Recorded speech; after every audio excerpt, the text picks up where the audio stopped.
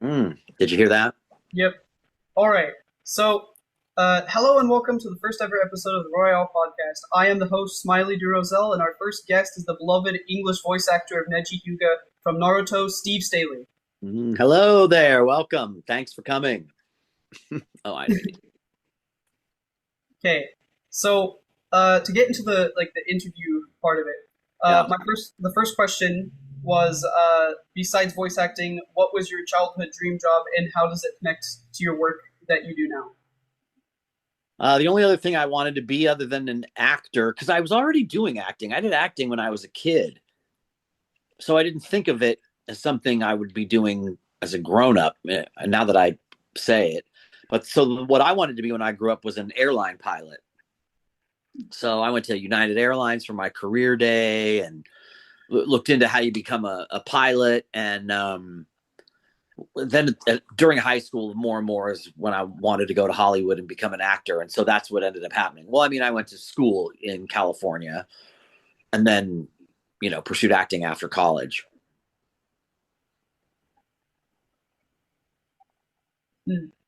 Okay. You want me to get into the next one? Sure, go for it. Okay. So, question two: who or what from your early life inspired you to pursue voice acting, and do you still carry that inspiration with you today?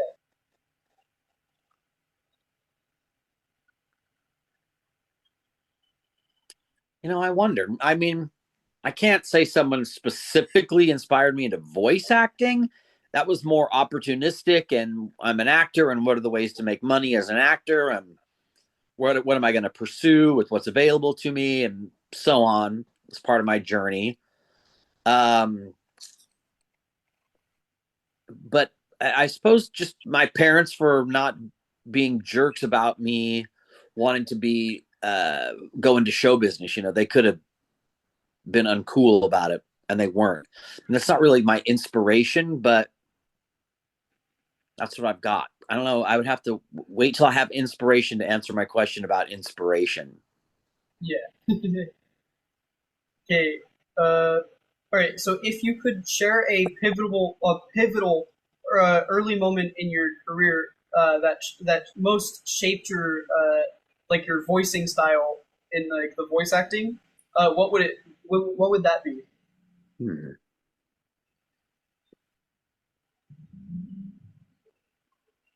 It's hard to say any one event was pivotal, really, when your artistic journey is kind of just an adding on and adding on and adding on. And the best part about the early part of my journey was that when you still had to go to auditions with other people. It wasn't all recording from home and stuff. And so you were working with a lot of old timers or actors that I watched on TV when I was a kid, and even at auditions. And so you just got better and better and better from associating with them and working with them in auditions, or even in bookings and commercials and cartoons and stuff like that. The people that you got to learn from. All right. Okay. So when stepping into a character, for example, I'm not sure if I'm saying his name right, Shūhei Hisagi. Uh huh.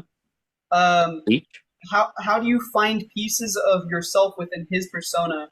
Any unexpected traits you discovered?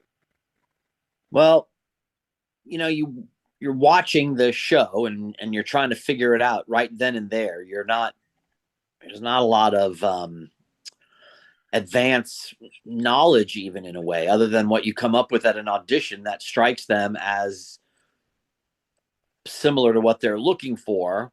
And then in collaboration with the director, you settle into something. And then in the process of settling into something, which of course is finding out the ways that you're like and how you are going to perform this based on the situation and what it is you're coming up with, that settles into something, and then a reference is made so that you can find your way back to it again. Again, another sideways answer to your question, but that's sort of how that process goes, and in the middle of all that is finding yourself in the character, kind of. All right. Okay. So before I ask this question, I'm gonna ask a question before, All uh, right. because not like when I research things, I'm not getting like 100%. So like you did voice the English version of Moondoggie, right? From Yeah, Eureka. moondoggie, eurekaseven.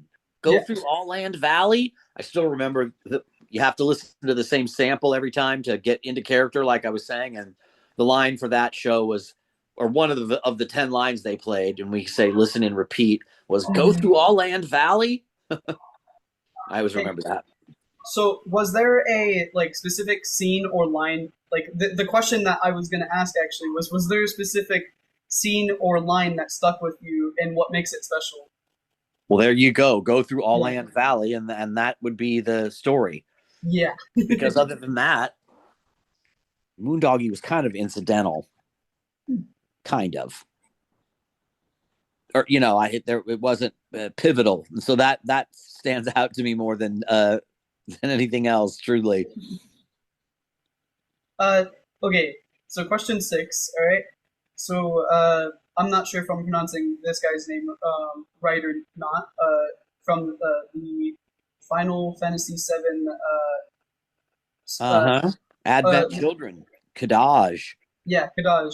So, Kadaj is a complex character. Did you ever channel a surprising emotion or experience from your own life into his voice?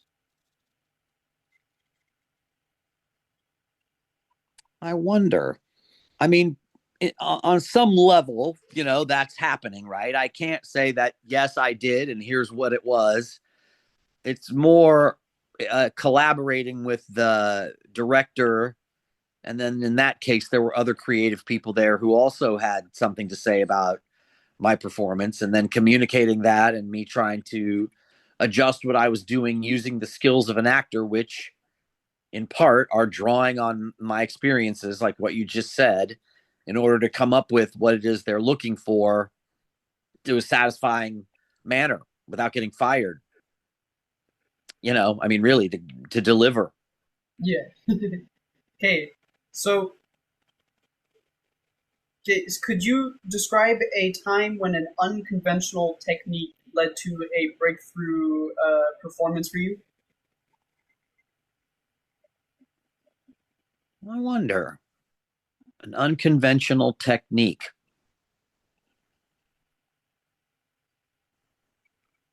uh, Sometimes I say that the best way to do a laugh, I don't know, but you're saying that it leads to a breakthrough performance for me. So then I'm like, well, I don't know if this is any kind of a breakthrough, but just things you discover while working. Like doing a laugh is sometimes easier if you let most of the air out of your lungs rather than fill your lungs up, because then you can get that good that good staccato on it.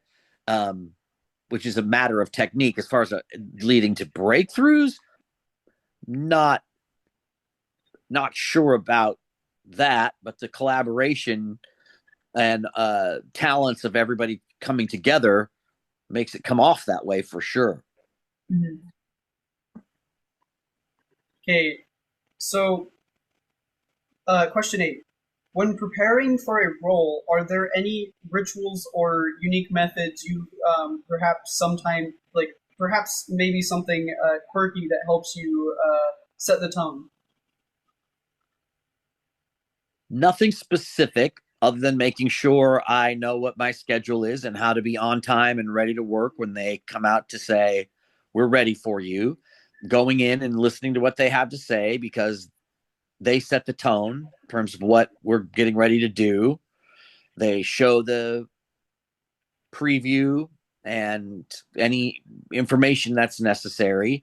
And then mostly what helps in terms of your question is to listen to the voice sample, dial yourself back into where this character sits, and then act out the lines until the management is satisfied with the takes they've gotten, and then leave it to them to put together into a cartoon in a way. Yeah. Okay. So the ninth question that I have is what's a memorable mishap that occurred during a recording session? How did you and the team deal with it? The guy once freaked out when the director kind of told him he felt that he wasn't prepared. He didn't say it in front of everybody, but he freaked out in the hallway, right? And bailed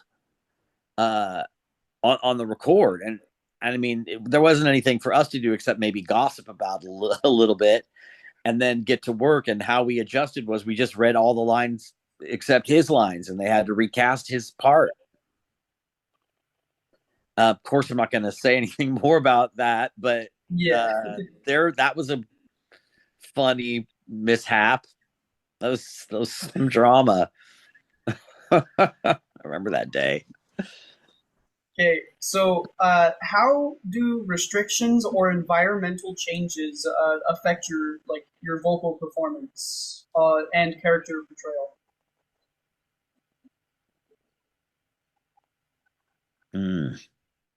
It's tough when you have a cold and you sound like you got a cold.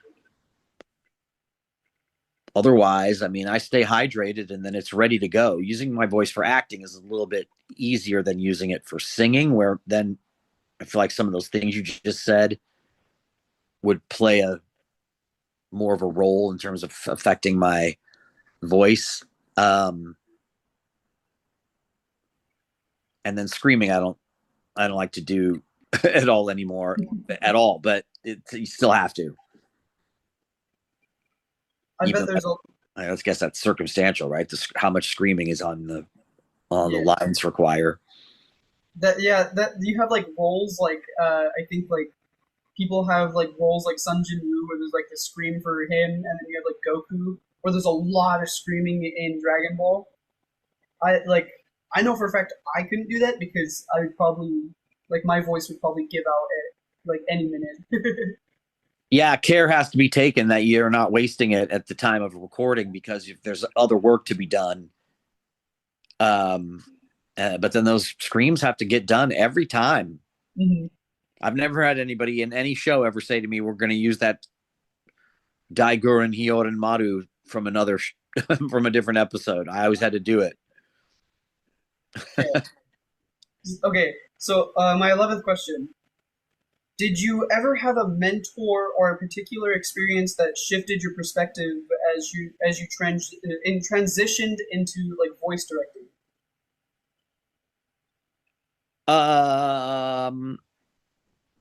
No specific mentor, although I will thank Eric Sherman at Bang Zoom for first asking me if I wanted to be a director, and to that degree, then him, I suppose, if as the one who invited me. And then really just my experience having been on the other side of the glass as an actor, it just sort of comes together. All the experience and preparedness. That, and I'd spent a lot of years as a teacher for a casting director, teaching voiceovers, and so you develop a vocabulary during that experience, and so by the time directing came along, I knew what to say and how to handle a voiceover session, and so that was a process as well, an evolved process. I feel like I was pretty good at it from the start, though. I mean, there were a lot of, like I said, teaching for so many years and acting for so many years. By the time directing came, I was like, finally, I get to just do it my way. Okay, so my 12th question is: can you discuss a moment where your dual experience as a voice actor and a voice director has influenced a decision on set? Oh man, every single thing is that. That's my MO. That's my whole philosophy about directing, is from my experience as an actor and what I wanted when I was acting from the director. I try to just be that. which means give actionable ideas, not what things I didn't get or what what was missing. And, help in that way. And then otherwise get out of the way and let them do what they want to do. Mm-hmm. I mean, I'm still putting it together, so I can ask for what I want and get it, but I don't have to do paragraphs in order to get that. I'm still putting it together like a symphony, just with my ear. Mm-hmm. So as long as they're doing their thing and I know what to say to get something different, even if I'm not explaining that I need to say in few words to get something recorded that will give me what I need without having to do too many takes. Can't remember where the question began, but that's where I took it to.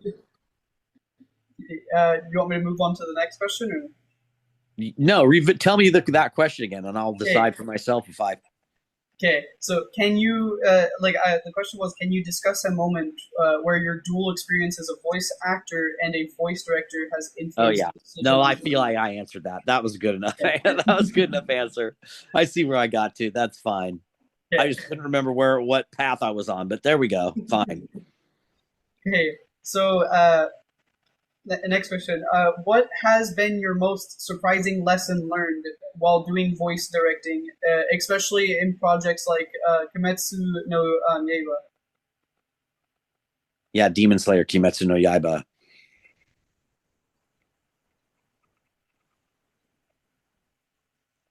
I don't know. I wonder what has surprised me the most. I've often thought about that. I guess that I don't know. Because it all goes down pretty much the same, you know what I mean? Yeah. Every time. Yeah, I can't say that anything really has surprised me in a way different that when I'm in charge versus when I'm acting, because even though it's on the other side of the glass, it's two sides of the same coin. It's just kind of it's like the same job in a way. Yeah. In a way. I mean, I get that I'm not the one doing the screaming, but we're putting the same thing together. So collaboration. All right. Okay. Ready for the next question? Yeah. Okay. So this is more of like what I thought was a fun question. So if you could cast any actor, living or deceased, in a project you're directing, who would it be and why? It would be Terry Garr, because I just watched a movie that she was in last night, and so I'm thinking of her since she passed away. Why? Because it would be fun to see what she would do with something in the dubbing lexicon and how that would go down. And wouldn't that be fun to even living people, randos coming in to do anime or something? How about Michael B. Jordan, since he says he's such a fan of anime, and even hajimenoippo? It would be fun to direct him in an episode of something. Demon Slayer, how's that? He plays a Hashira. Wouldn't that be cool? Oh yeah. Okay. Is there a particular piece of fan art or story shared by fans that has deeply touched you? That's been the most satisfying thing about going out and doing cons, is you hear everybody's story interacting with the show that you were on, that took place out here, that I did as jobs, especially in this case, many cases years ago. And people talking about their experience waking up late to watch Naruto, specifically when it was on Toonami late at night originally. The stories about that are always really cool to hear. Mm-hmm. Okay. Are you ready for the next question? I'm ready. Okay.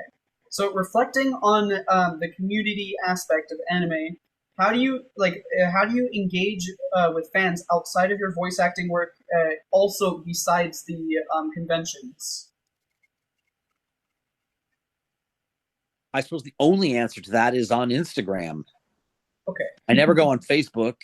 So if people message me there, which they probably don't, because at this point there would have been no, you know, reach out. I used to be on Twitter, although I am still on Twitter, but I don't really go on there anymore. And so I'm more or less unreachable there. I think the only place anyone can reach out to me is Instagram. So the answer to your question is Instagram.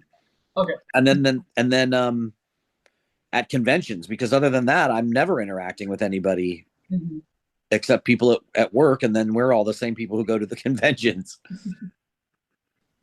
Okay. So, what's a dream project you aspire to create in the future, and what elements would you want to explore in that? I don't know. A dream project would be something that comes attached already with certain number of years as part of it. And then I would be like secure in the knowledge that that would be something I had going. And artistically, I don't know, because it all just is like a challenge to do my part in the things that I get hired for and assigned, to take those on and accomplish what needs to be accomplished. So I don't know. I guess a dream job would be one that comes with a certain number of years as automatic. Self-serving as that. Yeah. Uh, so you ready for the next question? Huh? Okay.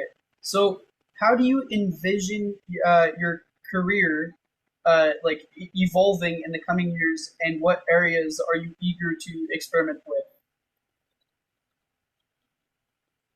Um, I mean, the thing I would be most interested in seeing is what shows will come to me, what things will be a part of. Everyone knows there's still a Demon Slayer still has some stuff left to do, and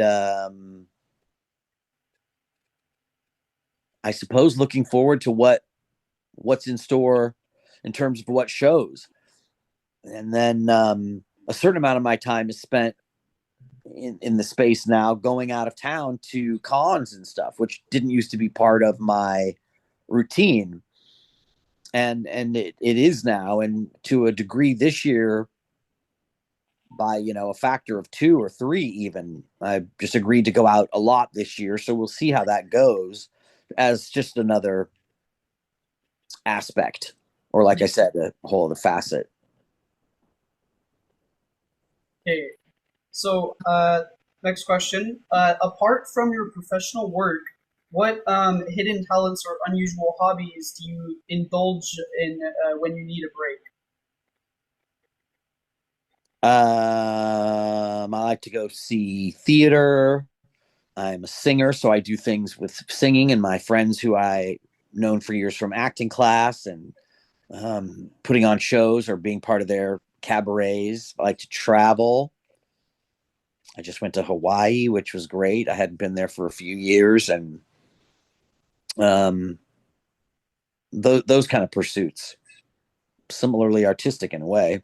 Mm-hmm. Okay. So, is there a game or anime that you wanted to be a part of, uh, and how? Okay, is there an anime or a game that you wished you were a part of, and how would you approach getting the role?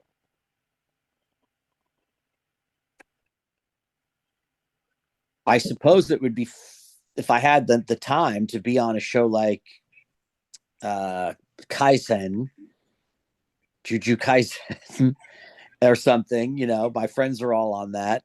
I don't know what time I would have to do a show like that. Um, that would be kind of cool to be on a current anime, although I don't aspire to that. And then when you ask how do you do it, I would do that how you get jobs in show businesses. You see who is hiring and reach out, you do your marketing, or I mean, that kind of conversation really is when you say, what would I do to get the part? Well, that's what you do. Yeah.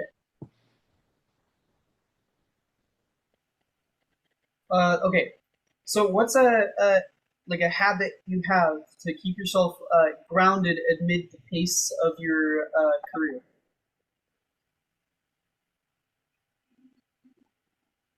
uh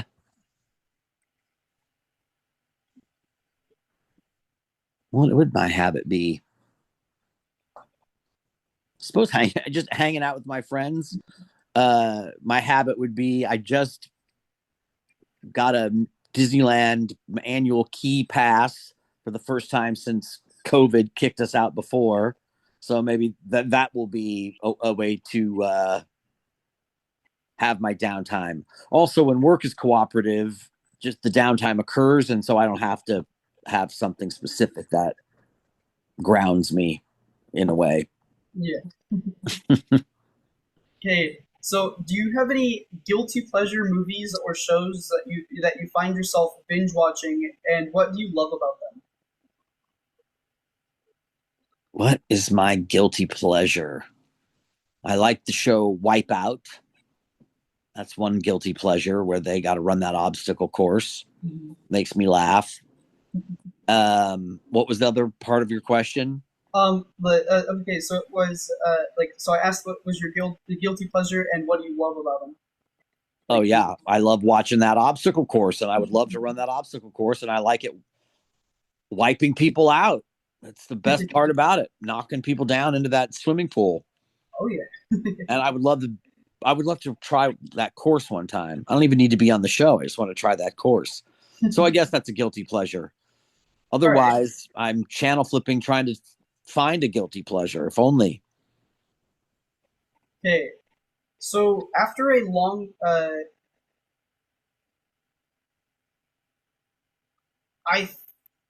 I think this might be like a repeat question. I'm not sure.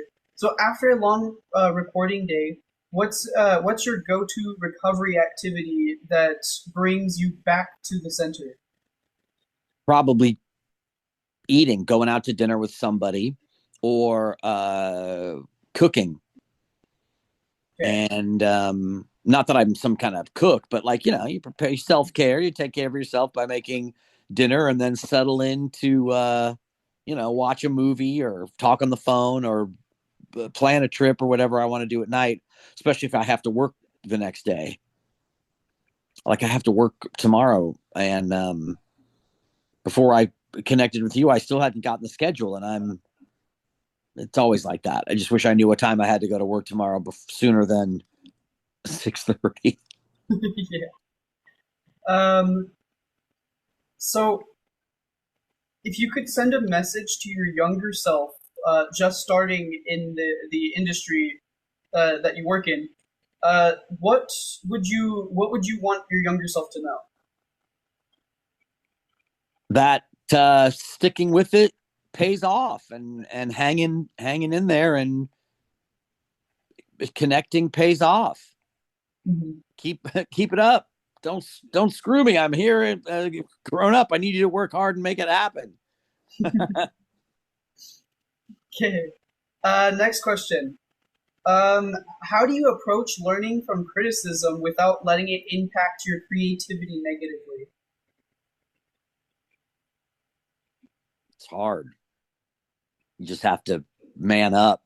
No one wants to be dealt criticism, and it's always sucky.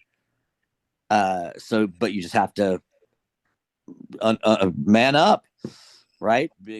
Accept it. Understand that that's what it is. See where you are with it, and either adjust it or not, and move on. Okay.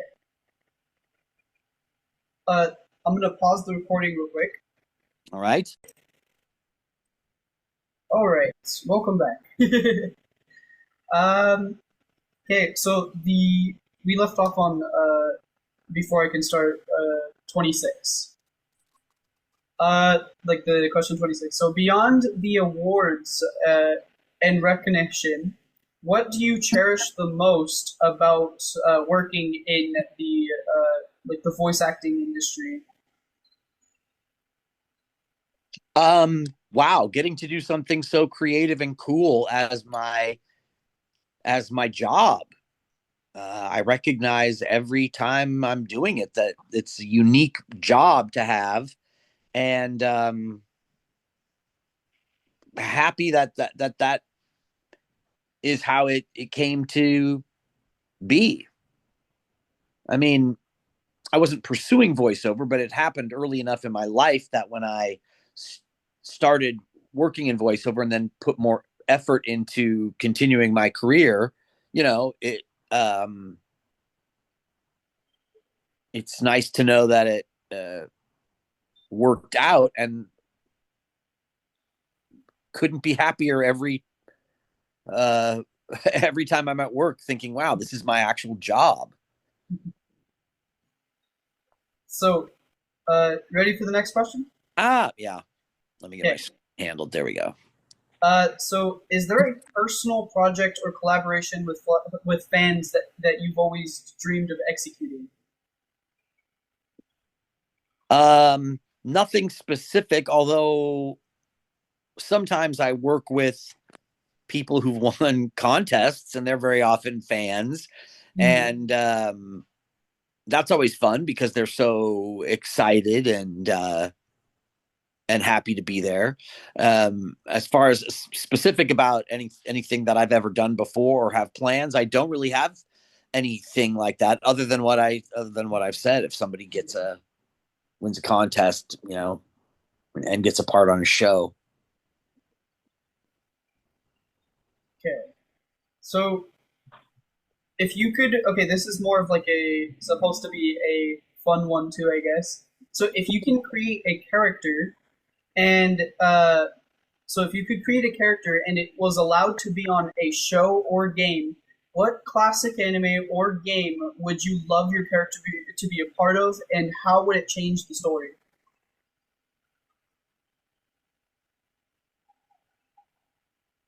I don't know. I would want it to be like what Super Mario goes to Akira, something like that. I It could be something like that. I mean, that's intense. I would have to like put some thought into what that and the ramifications would be. I'd have to really think about that, Mhm. because then I'd start wanting to go overthink it. But I do like that thought experiment. I can't give you a full answer right now because I would honestly have to sit here and think about what that would even be. I mean, if you A want, you good can thought answer experiment. that later. Yeah, get back to you. Yeah, We'll see about that if I think one up. yeah.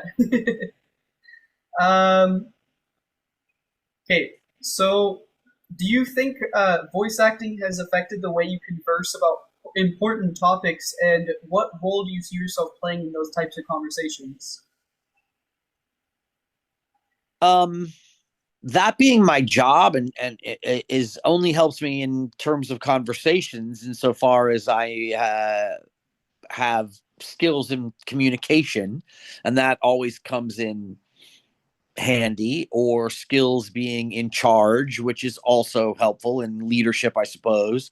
And those come into play professionally as Mhm. well as in other interpersonal uh, situations, just as a function of one another. Okay, so this is the final question. Um, Is there going to be like a uh, fountain that's going to go off of any fireworks, I wish that would have been fun. sound effect, So, confetti cannon? There, that's what I was looking for. okay. Um, so, if you could compete in any reality TV show, which one would you want it to be and why? Dude, that's funny. That was prescient when you asked that before, because I kind of have already answered that question, Yeah. right? Because if you hadn't answered the first one, my answer would still be to you, Wipeout. Because other than that, I don't give a shit about reality TV necessarily. And that show, you would have to go there one day, get your ass kicked, and then drive home, as opposed to doing some 3-month reality TV show. Plus, I want to run that race. I want to try that course out. I don't know about getting punched in the face though by some big mat, Still, I would want to do Wipeout. I didn't. Well, yes, I applied. They had an online application. This is years ago. That show's been on for a really long time. Remember, it was John Henson and other comedians back in the day. I applied to be on it, but nobody ever called. That's now I'm afraid I might be thinking a little too high. Might be a little too old to go get slammed hard like that. Yeah, that could be really hard on the body to get. Like, I've seen the show before, and that they look like they get hit real hard too. Yeah, like they flip backwards onto their neck sometimes. But I would love to be shot out of that cannon into the pool. I mean, that would be scary, but that final, I don't know. I think I'm overestimating my abilities because you give out in cardio in the first 3 minutes. Anyway, Wipeout is the answer to my question, Smiley. Okay. All right. So, do you have any topics you'd like to discuss before getting into the Q&A? Oh my God, no. I only wish I had topics I wanted to discuss. You can just give me some Q&A. Okay. So, so after the Q&A is going to be the outro, if that's all right with you. Mm-hmm. Yeah. Okay. So, and also, just to tell you, you are welcome to come back onto the podcast at any time, as long as you're okay with it and you want. Yeah, I want to come on and hassle some of your other guests. All right. Okay. So, I only have 4 Q&A questions, from people who are wanting to watch this. You have 4 people who requested that I ask you these specific questions. Okay. So, question number 1 was, what was it like to direct the English voice acting of The Promised Neverland? It was great because we got to experience that story together, and the girls who were the boys and girls, each one would come in and we'd experience a different piece of the story together, and in a way got to ride that story out the same way that fans would, with the cliffhanger, no pun intended, and the feelings we all like every time, showing those scenes to every actor when they came in, knowing what was going to happen, but having only found out myself, recently, from not a mix check, but a preview video, and love it.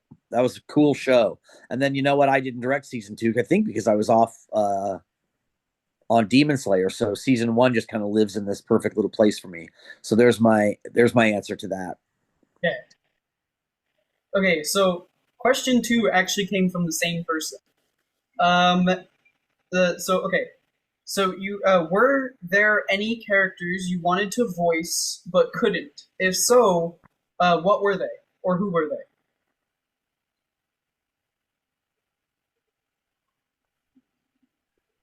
Yeah, there was this mascot for Domino's Pizza one time.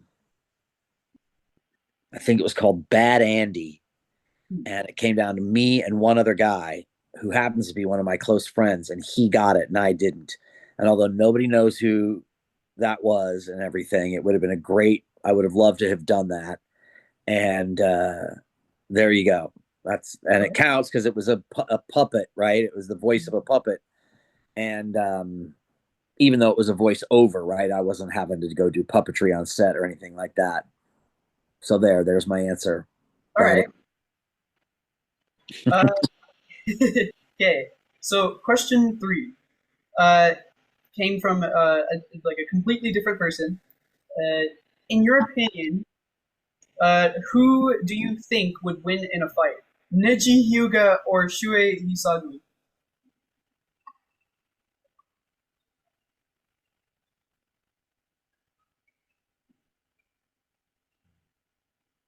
Hmm.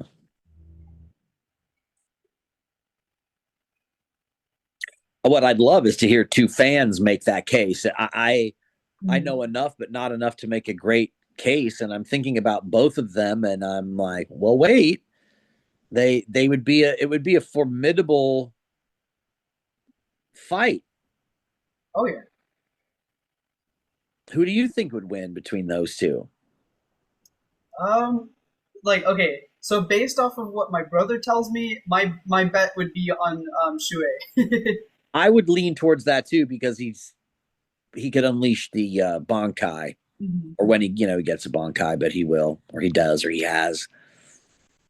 The timeline is circular. But yeah. So I guess if anybody wants to like put that in the Yeah, comments, put that in their comments and let us know your thoughts and why. yeah. Um, and okay, so the fourth and final Q&A question was, do you like solo leveling? If so, who is your favorite character? I don't know what that is. So tell me, maybe I know more if you use other words. Is that the name of a show? Yeah, solo leveling is the name of another anime. It's Really? yeah, it's okay. So you like I've So I mentioned. guess that answers your question. But normally, sometimes you say something, and I'm like, oh yeah, I've heard people talk about that, but this is my first time hearing that, so now I have to check it out. Is it Um, on um, Crunchyroll? I'm pretty sure. Yeah. Okay, so like the main character is called Sunjin Woo. I mentioned him earlier. Where he does like the screaming. The English voice acting is done by Alex Lee. Oh, okay. Well, I know him really well. He lives a block away from me here. He's at his house right now and suffering the rainstorm like I am. Mm-hmm. Well, I'll have to ask him about it. What's the name of it again? Um, it's called Solo Leveling. Leveling. Yes. Okay. I'll ask him about it. Do you know where they do it, where it's recorded? What studio localizes it by any chance? I can check right now if you want. I mean, it's okay. Like, as I do know Alex, I could just ask him, but sometimes these other details are what key me into knowing something about something other than what it is everybody else knows. Does that even make sense? Yeah. I Um, think about these things on a different level. yeah. I only know about this like the show because my brothers talk about it a lot. They're like, oh yeah, I love like the voice acting of Sun Jin Woo and all this other stuff. I'm like, all right.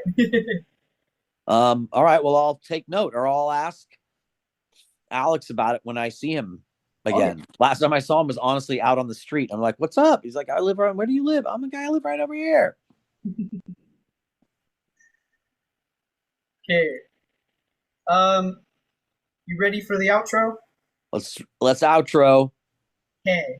So, thank you to those who thank you to those who are watching or are going to watch, and thank you Steve Staley for bestowing the honor of having you for letting me have you as a guest on the Royale podcast. Well, thank you, Smiley. Thank you for having me. It was an honor to be here on your first one ever after having just met you less than a week ago. Yeah. Thanks for inviting me. Oh yeah. Thank you for joining.